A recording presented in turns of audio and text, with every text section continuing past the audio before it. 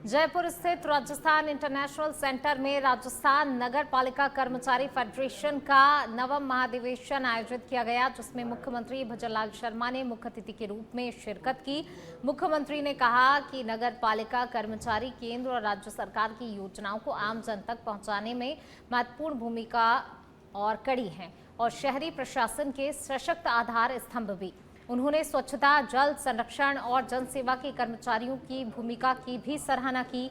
मुख्यमंत्री ने बताया कि स्वच्छता सर्वेक्षण 2025 में जयपुर ग्रेटर नगर निगम ने 16वां स्थान प्राप्त किया, लेकिन इससे आगे बेहतर प्रदर्शन की आवश्यकता है। उन्होंने वंदे गंगा जल संरक्षण जन अभियान, वृक्षारोपण और ऊर्जा संरक्षण को जन आंदोलन बनाने का आह्वान किया।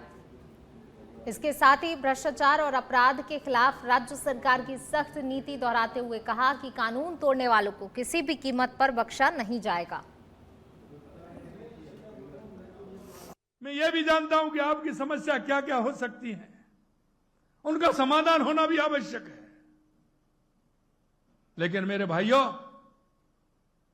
मैं हमेशा कहता हूं, इस राष्ट्र में अगर किसी का संपूर्ण योगदान है तो मेरी उस श्रेणी का है जो नीचे तक हर काम को करके लोगों के जन में विश्वास पैदा करते हुए इस राष्ट्र को आगे बढ़ाने का काम कर रहे हैं।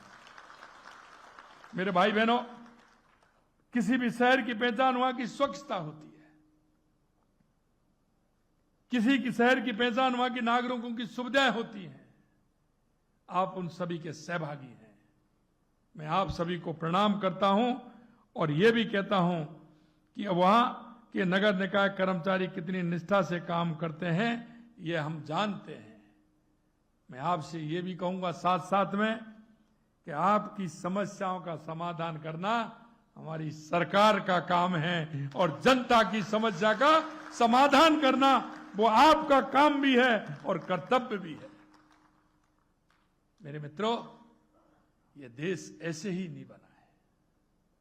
इस देश को बनाने में कई पीढ़ियां फूक गई हैं, जिन्होंने कुछ नहीं देखा, सिर्फ आने वाली युवा पीढ़ी के लिए, आने वाले भविष्य के लिए कि आने वाली पीढ़ियों को किस तरह से लाभ मिले।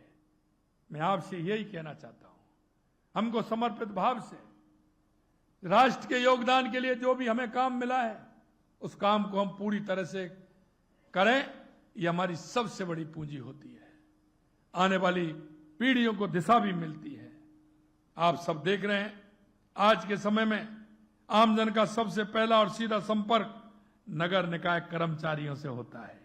उसकी कोई भी परेशानी होगी, लेकिन काम आपसे ही बढ़ेगा, वो आपके पास ही आएगा और आपके पास ही आकर के उसकी समस्या का समाधान होगा।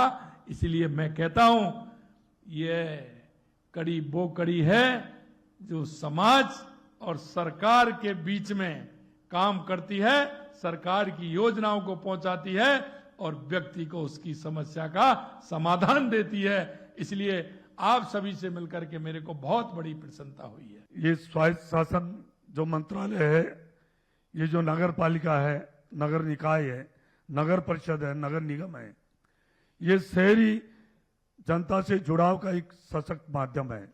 और मैं कहूं कि ये शहर की सरकार है, जो आमूल चूल वहां जो समस्या है, चाहे सफाई की हो, चाहे बिजली की हो, चाहे नाली की हो, चाहे सड़क की हो, चाहे पानी की हो, हर समस्या का समाधान करने के लिए हमेशा नगर निकाय काम करती है और उसमें आपकी सहभागिता प्रमुख रूप से होती है। आपको पता है, हमारे राजस्थान के यशस्वी मुख्यमंत्री, मैं तो कहता हूं कि क्योंकि मुझे भी आदरणीय प्रधानमंत्री मोदी जी ने अपनी टीम में कृषि और किसान कल्याण राज्य मंत्री का मुझे दायित्व मिला है और मुझे खुशी है कि राजस्थान का मुख्यमंत्री भी एक किसान पुत्र है और उन्होंने किसानों की खुशहाली के लिए, मैं कह रहा हूं कि ऐसा काम किया जो राजस्थान में चाहे कोई भी सरकार रही हो, उन्होंने किसान के लिए जो काम नहीं किया, हमारे आदरणीय मुख्यमंत्री भजनलाल जी शर्मा साहब ने किया। उन्होंने किसान सम्मान निधि 2023 के पहले राजस्थान सरकार नहीं दे रही थी, प्रधानमंत्री मोदी जी ने किसान सम्मान निधि पूरे देश में देने का काम किया, उसको बढ़ावा देने का काम किया। राजस्थान की मूलभूत समस्याओं के समाधान को लेकर काम करने के साथ साथ समाज का कोई वर्ग ऐसा नहीं है जिसका हित चिंतन करते हुए, चाहे वो कर्मचारी वर्ग हो, मजदूर वर्ग हो, किसान वर्ग हो, महिला वर्ग हो, युवा वर्ग हो, जिसके हित में लगातार सकारात्मक रूप से निर्णय लेते हुए और हर वर्ग के उत्थान के लिए लगातार काम करते हुए प्रयास किया है। राजस्थान का सौभाग्य है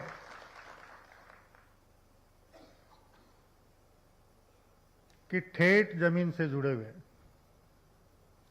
और जिन्होंने राजस्थान प्रदेश भारतीय जनता पार्टी के संगठन महामंत्री के रूप में प्रदेश का कोना कोना भ्रमण करते हुए प्रदेश की मूलभूत समस्याओं को महसूस किया, पार्टी के प्रत्येक कार्यकर्ता के साथ साथ आम आदमी से लगातार सतत संवाद करते हुए राजस्थान की मूलभूत समस्याओं का समाधान किस प्रकार हो सकता है। जयपुर समेत राजस्थान के कई जिलों में शनिवार को वेस्टर्न डिस्टर्बेंस का असर देखने को मिला। राजधानी जयपुर में शाम के समय अचानक मौसम ने करवट ली। तेज धूल भरी आंधी चलने लगी। जोटवाड़ा सहित कई क्षेत्रों में करीब 10 मिनट तक चली आंधी से सड़कों पर धूल का घना गुबार छा गया। हालात ऐसे बने कि वाहन चालकों को दिन में ही लाइट जलाकर सफर करना पड़ा। तेज हवाओं के कारण आमजन को आवागमन में परेशानी का सामना करना पड़ा। वहीं जनजीवन भी प्रभावित हुआ। हालांकि आंधी के चलते तापमान में गिरावट महसूस की गई और लोगों को भीषण गर्मी से कुछ राहत मिली।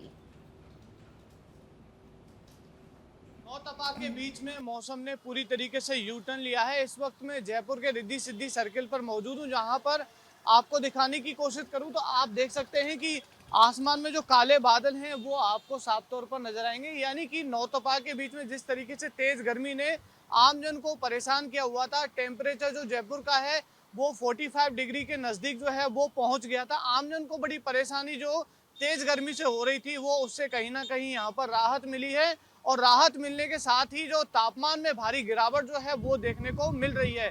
राजस्थान के अलग अलग जिलों में धूल भरी आंधियां जो है वो यहाँ पर चल रही है। उसके साथ में ही मौसम जो है वो पूरी तरीके से बदल गया। धूल भरी आंधी के साथ कई जगह बरसात जो है वो भी यहाँ पर रिकॉर्ड जो है वो की गई है। बरसात की एक्टिविटी जो है जयपुर शहर समेत जयपुर के ग्रामीण इलाके हैं, राजस्थान के अलग अलग जिले हैं, वहां पर बरसात जो है वो हो रही है।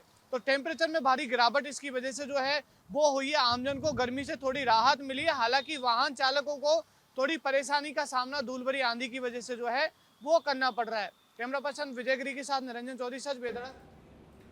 चलिए बढ़ेंगे आगे। जयपुर में विश्व तंबाकू निषेध दिवस के अवसर पर जयपुर के स्कूलों में स्प्रेड स्माइल फाउंडेशन द्वारा तंबाकू एवं नशा मुक्ति जागरूकता कार्यक्रम आयोजित किया गया, जिसमें श्रमिक वर्ग की महिलाओं, परिवारों, बच्चों ने भाग लिया। कार्यक्रम में गुटखा, तंबाकू, बीड़ी, सिगरेट के सेवन से होने वाले गंभीर स्वास्थ्य दुष्परिणामों जैसे कि मुख कैंसर, फेफड़ों की बीमारियां, हृदय रोग और अन्य समस्याओं के बारे में जानकारी दी गई। विशेष रूप से बच्चों और किशोरों के लिए काउंसलिंग सत्र आयोजित कर उन्हें नशे से दूर रहकर शिक्षा, खेल, सकारात्मक गतिविधियों की ओर प्रेरित किया गया। कार्यक्रम में प्रतिभागियों ने नशा मुक्त जीवन का संकल्प लिया और साथ ही पर्यावरण जागरूकता के तहत पक्षियों के लिए मिट्टी के सकोरों का वितरण भी किया।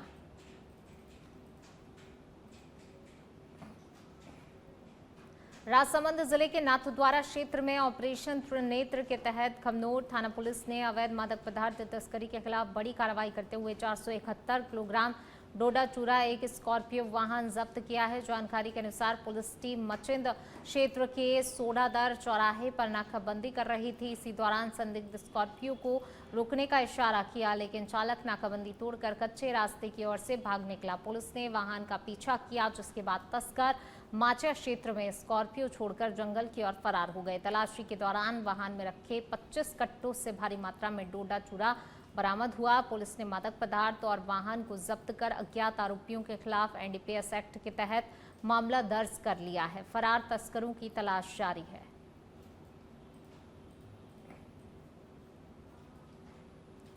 जयपुर में एडीसीपी वेस्ट राजेश कुमार गुप्ता के निर्देश पर मुरलीपुरा थाना पुलिस ने शातिर नकबजन शाहरुख उर्फ शरीफ को गिरफ्तार किया है। आरोपी के खिलाफ दिल्ली, हरियाणा, राजस्थान, उत्तर प्रदेश के विभिन्न थानों में लूट, डकैती, चोरी, हत्या, आर्म्स एक्ट सहित 29 आपराधिक मामले दर्ज हैं। मुरलीपुरा थाने के नकबजनी के 4 मामलों में भी वांछित था।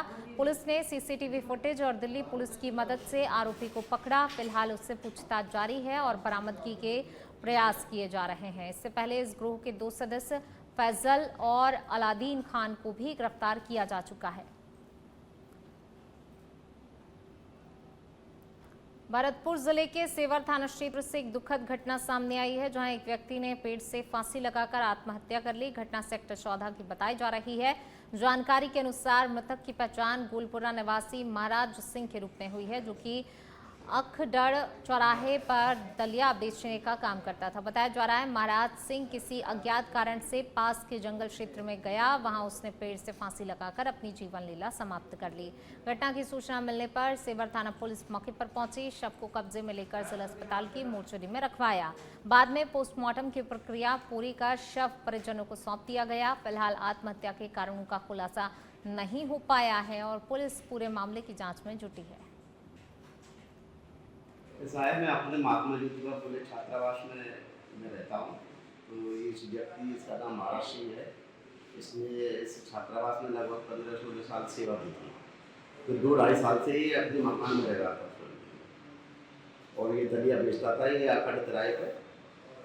तो न जाने दारू का आदि था, ये दारू पीता था। तो ये लगभग 3:30 बजे UIP 14 नंबर स्कूल में स्वयं की स्वाति से इसने आत्महत्या की है। तुरंत वहाँ से मेरे पास खबर आई, 10-12 व्यक्ति आए थे मेरे छात्रावास पे।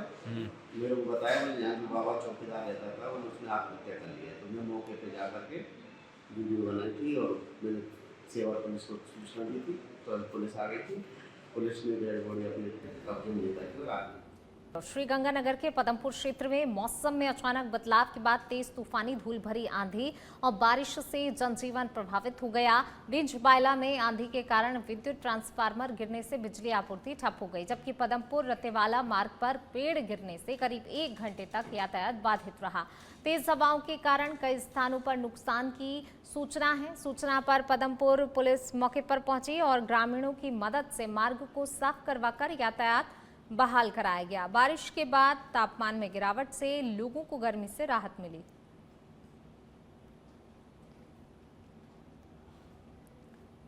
बीकानेर जिले में मौसम विभाग ने अगले 3 घंटे के लिए एक्सट्रीम सीवियर अलर्ट जारी करते हुए हाई अलर्ट घोषित किया है। शाम 4:07 से 7:07 तक 90 से 100 किलोमीटर प्रति घंटे की रफ्तार से तेज हवाएं चलने, 80 से 90 किलोमीटर प्रति घंटे की आंधी, तूफान, ओलावृष्टि, तेज बारिश और बिजली गिरने की आशंका जताई है। वहीं खाजूवाला, पुगल और छितरगढ़ सहित कई क्षेत्रों में विशेष सतर्कता बरतने के निर्देश दिए गए हैं। प्रशासन ने लोगों से सुरक्षित स्थानों पर रहने, पेड़ों, बिजली के खंभों और खुले क्षेत्रों से दूर रहने की अपील की है। सरदार शहर में मौसम ने अचानक से करवट ली, जहां पर दोपहर में पहले तेज धूल भरी आंधी चली, जिसके करीब 15 मिनट तक अंधेरा छा गया और वाहन चालकों को दिन में ही लाइटें भी जलानी पड़ी। धूल के गुबार से घरों और दुकानों में मिट्टी भर गई, जिसके चलते व्यापारियों को कुछ समय के लिए अपनी दुकानें बंद करनी पड़ी। इसके बाद करीब आधे घंटे में तेज गर्जना के साथ जोरदार बारिश शुरू हो गई, जिससे नौतपा की भीषण गर्मी से लोगों को बड़ी राहत मिली और मौसम सुहाना हो गया। हालांकि अचानक हुई बारिश से शहर के निचले इलाकों में जलभराव की स्थिति भी बन गई, जिसके बाद नगर परिषद की टीम ने मौके पर पहुंचकर पानी की निकासी का काम शुरू किया।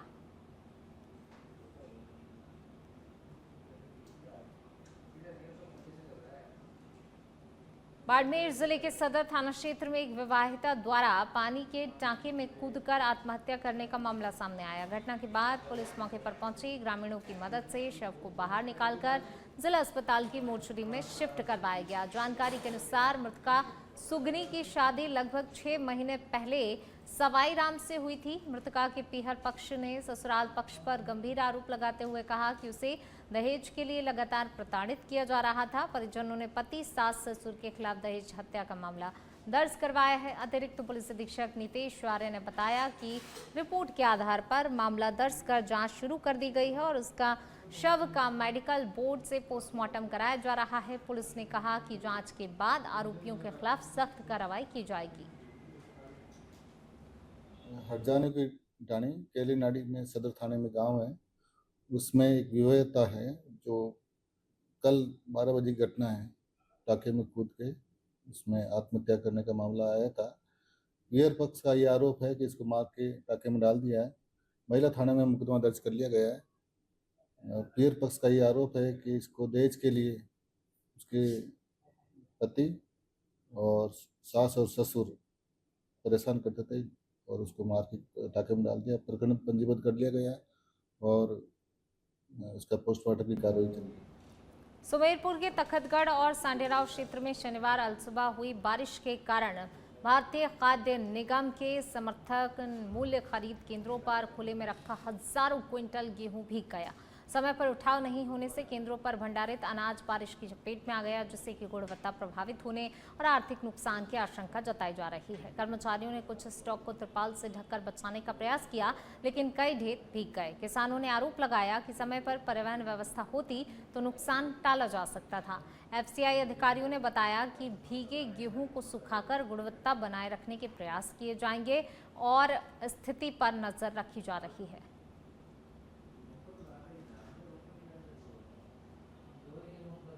जालोर के भीनमाल में नीलकंठ महादेव मंदिर मार्ग पर निजी बसों के लिए लाखों की लागत से बना बस स्टैंड उद्घाटन के इंतजार में पड़ा है, जिससे यात्रियों को भीषण गर्मी में भारी परेशानी झेलनी पड़ रही है। बसों का इंतजार करने वाले यात्रियों को छोटे टीन शेड के नीचे खड़ा रहना पड़ रहा है। लंबे समय से भवन बंद होने के कारण यहां असामाजिक तत्वों को जमावड़ा बढ़ गया है, जिससे कि बस स्टैंड की कांच की खिड़कियां भी और इलेक्ट्रॉनिक स्विच बोर्ड भी तोड़ दिए गए हैं।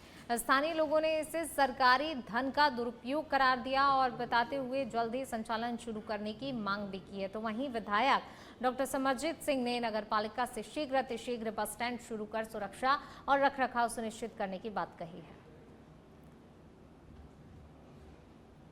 ये तो विडम्बना है कि 3 साल से कोई बस स्टैंड बन के तैयार पड़ा है और उसी को अभी तक शिफ्ट नहीं किया गया और पूरे लोग उस नीलकंठ महादेव मंदिर के पास में धूप में बसों के इंतजार में खड़े रहते हैं। तो ये तो प्रशासन की जिम्मेवारी है, नगरपालिका की जिम्मेवारी है कि उस बस स्टैंड में उसको शिफ्ट किया जाए, वरना आप जो कह रहे हो कि 3 साल हो गए पड़े अंत में तो चीज जो उपयोग में नहीं ली जाएगी तो खराब होगी। तो सरकार को, प्रशासन को चाहिए कि समय पे वहाँ शिफ्ट कर दे ताकि लोगों के लिए एक अच्छी जगह हो, छाया हो, बैठने की व्यवस्था हो। हनुमानगढ़ में समर्थन मूल्य पर गेहूं खरीद को लेकर किसानों का आंदोलन तेज हो गया है। बारदाना उपलब्ध कराने, गेहूं खरीद की समय सीमा बढ़ाने की मांग को लेकर पीलीबंगा में किसानों और माकपा कार्यकर्ताओं ने रेलवे ट्रैक जाम कर दिया। प्रदर्शनकारियों ने पुलिस बैरिकेड्स हटाकर ट्रैक पर धरना शुरू कर दिया, जिससे कि मौके पर तनाव की स्थिति बन गई। प्रशासन ने हालात को देखते हुए करीब 500 पुलिसकर्मियों का जाब्ता तैनात किया है। यहाँ के प्रशासन को हम कहना चाहते हैं कि किसी गलतफहमी में नहीं रहे। हम किसी भी तरह का नुकसान नहीं करना चाहते हैं। हम मजबूरी में हमें रेल ट्रैक पर बैठना पड़ रहा है और इस ट्रैक के ऊपर हम जब तक डटे हुए हैं, जब तक हमारी खरीद का तय नहीं हो जाता है। अब हमारे पास अल्टरनेट नहीं बचा है। 40% से ज़्यादा गेहूँ हमारी मंडियों में, हमारी फैक्ट्रियों में, हमारे घरों में पड़ा है और उसकी लिए हमारा ये संघर्ष है। जालौर के सांचौर में जिला बहाली को लेकर एक बार फिर से लोगों की नाराजगी और मांग तेज हो गई है। स्थानीय नागरिकों का कहना है सांचौर को जिला बनाए जाने के बाद प्रशासनिक कामकाज में तेजी आई थी, लेकिन बाद में इसका जिला दर्जा समाप्त कर दिए जाने से क्षेत्र में निराशा फैल गई है। सांचौर की जालौर जिला मुख्यालय से दूरी लगभग 150 किलोमीटर और दूरस्थ गांवों से 200 किलोमीटर से अधिक होने के कारण आम लोगों को छोटे छोटे कार्यों के लिए लंबी यात्रा करनी पड़ रही है। लोगों का आरोप है कि जिला मुख्यालय से अधिकारियों की कम विजिट के कारण कानून व्यवस्था विकास कार्य प्रभावित हो रहे हैं। इसी मुद्दे को लेकर क्षेत्र में पहले भी आंदोलन और प्रदर्शन हो चुके हैं, लेकिन अभी तक कोई भी ठोस समाधान नहीं निकल पाया है। अब एक बार फिर स्थानीय लोग सांचौर को जिला बहाल करने की मांग उठा रहे हैं और सरकार से जल्द निर्णय की उम्मीद जता रहे हैं।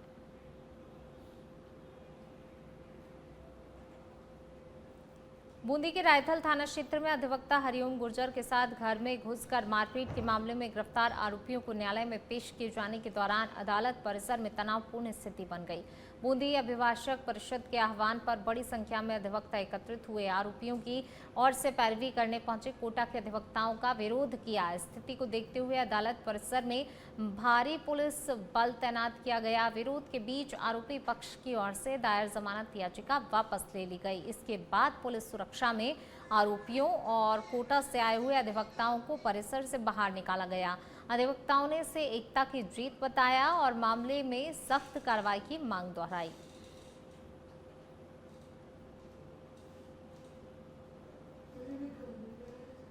चलिए इसी बीच शुरू करते हैं अगली खबर का। जयपुर से बड़ी खबर, सूचना एवं जनसंपर्क विभाग में बड़ा प्रशासनिक फेरबदल देखने को मिला है। विभाग के आयुक्त राकेश शर्मा ने जारी किए तबादला आदेश और एक बड़ा फेरबदल यहां पर कुल 27 अधिकारियों और कर्मचारियों के तबादले किए गए हैं। जनसंपर्क सेवा के 20 अधिकारियों का स्थानांतरण किया गया है। 2 अधिकारियों को अतिरिक्त प्रभार सौंपा गया है। रजनीश शर्मा को क्षेत्र प्रचार शाखा की जिम्मेदारी मिली है। तरुण जैन संभालेंगे मुख्यमंत्री प्रेस सेल का कार्यभार। नितेश सिंह गोयल, मोहित जैन और नरेंद्र सिंह शेखावत सीएमओ में नियुक्त किए गए हैं। पीआरओ और एपीआरओ पदों पर दी गई है जिम्मेदारी। विजय खंडेलवाल की ईएनजी मुख्यालय में वापसी। हेत प्रकाश बने हैं राजस्थान संवाद के सहायक निदेशक। पूनम खंडेलवाल को मिली सोशल मीडिया मुख्यालय की अहम जिम्मेदारी।